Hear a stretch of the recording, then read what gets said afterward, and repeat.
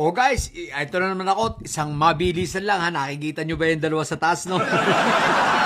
Si Las Cañas at si Ramil Madriaga, yan lang naman dalawang yan. Ang isa sa mga ipinag-aalumpihit na ngayon ng puwit nitong si Inday Sayad. Sa totoo lang guys ha, yan dalawang yan, yan dalawang yan ang isa sa mga kinatatakutan talaga ni Sayad, no? Meron pang isa kaya lang hindi pa bibigay ng kanyang statement, no? At nakakulong rin. Pero itong dalawa, dyan talaga, takot na takot si Sayad at nag-aalumpihit ang kanyang mga puwit. Bakit? Guys, unti-unti na, no? Habang nagdadaan ng mga araw, talagang si Inday Sayad ay papalapit na ng palapit sa katotohanan ng pagbagsak ng kanyang karir.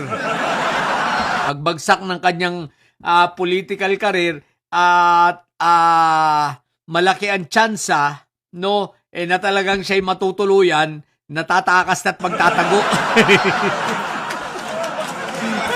O kaya dalawang mga pangyayari mangyayari sa hinaharap, no, mga ilang panahon.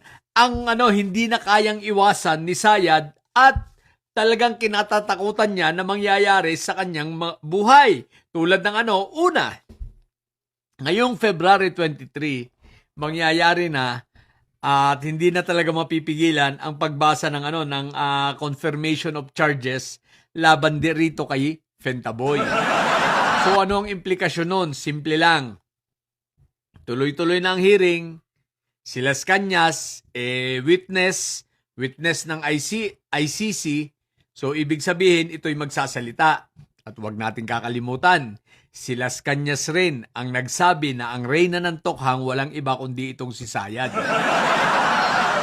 At doon sa ICC, ibubulgar ito nitong si Las Cañas. So, ano ngayon ang pwede mangyari? So, malaki ang tsansa na kung mabubulgar at siya ang reyna ng Tokhang, baka siya ay maging isa sa mga principal, anong tawag ba rito? Principal accused. Na magiging katulad siya ni Fentaboy, ibig sabihin, malalabasan din ang war.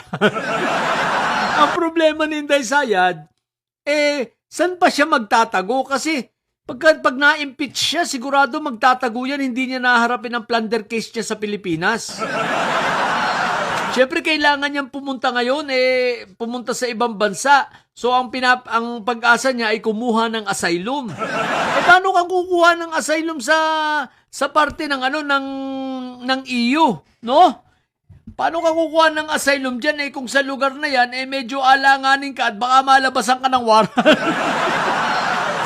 Malamang, gagayahin si Saldico. Saldinyo pala, ha? Na posible rin gayahin ni Triple A, si Ate Lea Lepiste Lebintador. So kaya si Sayad talagang mawiwindang. Masisira talaga ang ulo nito. Kaya nga ganyan sablay na ang mga pinagsasabi, masisira talaga ang ulo mo sa isipin, sa kaiisip. Las Cañas pa lang yan. Pumunta naman tayo ngayon dito sa Pilipinas. Nalalapit na ang impeachment ni Sayad. At yan na nga, ang kinatatakutan niya dahil si Ramil Madriaga ay hindi nadala ng kanyang mga offer at hindi rin nagkaigi yung plano nilang ipatumba sa loob si Ramil Madriaga, di ba? Hindi nagkaigi ang mga plano nila Tebes. So ngayon, papalapit na ng papalapit ang impeachment, naku po, Rudy! May sinumpa ang salaysay itong si Ramil Madriaga na magpapatunay talagang ibubuladas niya at ibubulgar ang lahat ng mga kalokohan nitong si Sayad kung ano baga talaga ang nangyari dito sa confidential funds.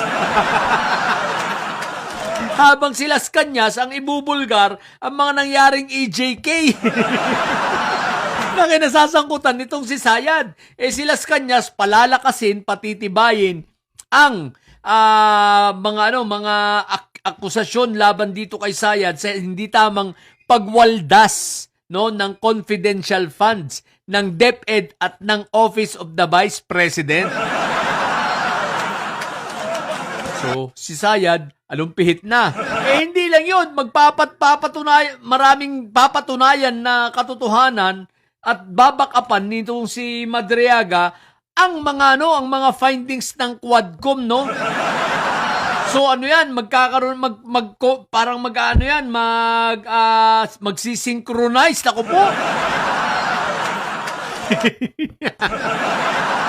Ang sakit ng ulo ni Sayad. So ngayon, habang dumarating ang mga araw, yun na, paubos ng paubos.